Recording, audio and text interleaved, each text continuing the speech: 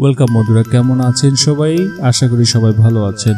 আজকে নতুন একটি মুভির এক্সপ্লেনেশন নিয়ে আপনাদের সামনে চলে এসেছি। চলুন শুরু করি আজকের মুভির এক্সপ্লেনেশন।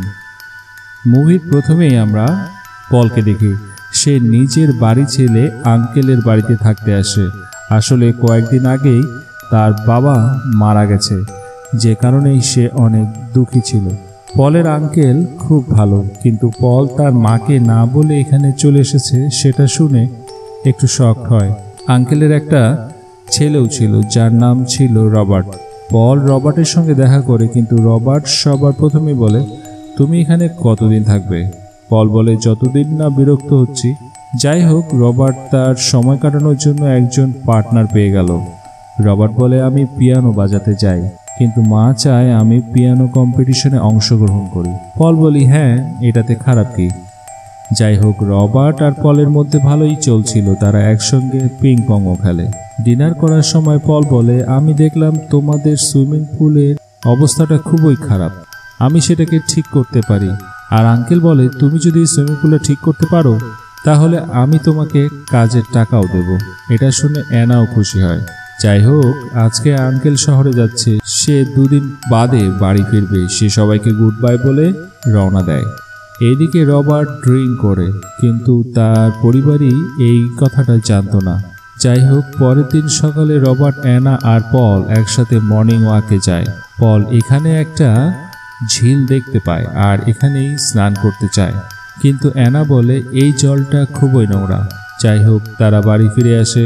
অ্যানার একটা কুকুর ছিল আর অ্যানা সবসময় তার খেয়াল রাখত। পল অ্যানার সঙ্গে কথা বলে বুঝতে পারে তার আন্টি খুবই ভালো।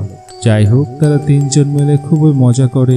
পরের দিন থেকে পল সুইমিং পুলটা ঠিক করতে আরম্ভ করে, কিন্তু হঠাৎই অ্যানা এসে বলে, তুমি কি আমার সাথে ঘুরতে যাবে? সে বলে, হ্যাঁ নিশ্চয়ই। তারা দুজনেই হাঁটতে থাকে।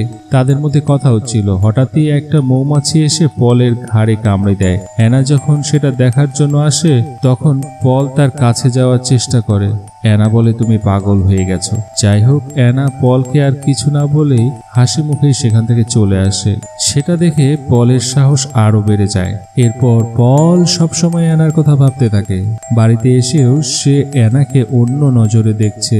অ্যানা আর পলকে এভাবে মজা করতে দেখে রবার্টের একটু সন্দেহ হয়। যাই হোক, পরের দিন পল গাছ কাটার জন্য গেছে। গাছে ওঠে এবং গাছ থেকে পড়ে যায়। তার হাতে খুবই আঘাত লাগে। রবার্ট খুবই ভালো ছেলে ছিল, সে তার চিকিৎসা করে। এভাবেই দিন পার হচ্ছিল। পল যখন সুইমিং পুলে কাজ করছিল, তখন অ্যানা তাকে খাবার জন্য ডাকে। পল রেডি হয়ে সোজা কিচেনে যায়। সে অ্যানার কাছে যাওয়ার চেষ্টা করে, কিন্তু হঠাৎই রবার্ট সেখানে আসে। আর আজকে তেমন কিছুই কাহিনী হয় না।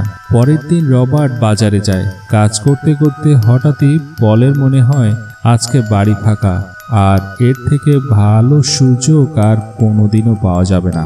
পল সোজা অ্যানার রুমে চলে যায়। কোনো কিছু না বলে অ্যানার কাছে আসে। অ্যানাও রেডি ছিল, তার কাহিনী আরম্ভ করে দেয়। গাড়িটা ভালো স্পিডেই চলছিল, কিন্তু হঠাৎই রবার্ট বাড়ি ফিরে এসে সবকিছু দেখতে পেয়ে যায়, কিন্তু কাউকে সে কিছুই বলে না। এরপর থেকে রবার্ট খুবই রুড ব্যবহার করছিল পলের সঙ্গে। পলের সঙ্গে ভালো করে কথাও বলছিল না।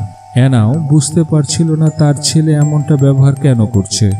সেদিন রাতে পল আবার অ্যানার কাছে আসার চেষ্টা করে, কিন্তু অ্যানা তাকে মানা করে দেয়, যে কারণেই পলের মন খারাপ হয়ে যায়। সে বাড়িতে না গিয়ে সুইমিং পুলের ধারেই ঘুমিয়ে পড়ে। পরের দিন অ্যানা তার ছেলের সঙ্গে কথা বলার চেষ্টা করে, কিন্তু রবার্ট খুবই রেগেছিল। সে তার মায়ের সঙ্গে কোনো কথাই বলে না। অ্যানা মনের দুঃখে পিয়ানো বাজানো শুরু করে। এইদিকে পল বাইরে থেকে এই সব কিছু দেখছিল।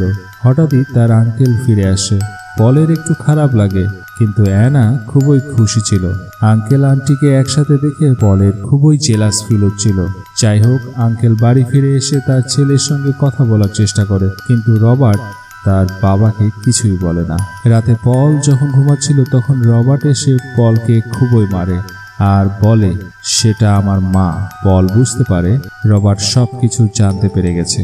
পল বলে, আমি অ্যানাকে ভালোবাসি।